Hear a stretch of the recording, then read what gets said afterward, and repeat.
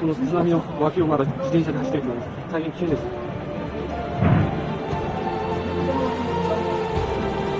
車と見えると、道路は封鎖したと思われます。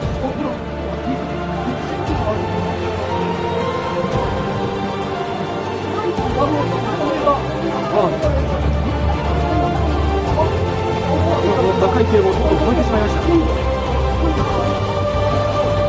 車は堤防を越えますけど、船も堤防を越えるかもしれません。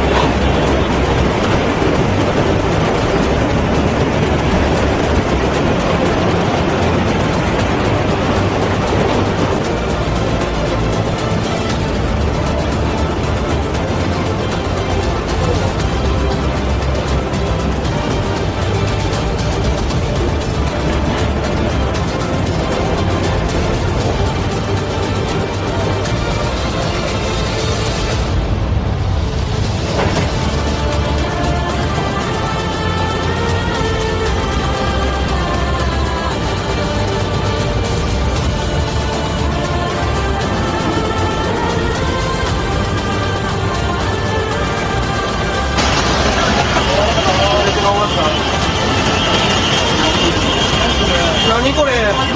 さっきの人は？さっきの人は？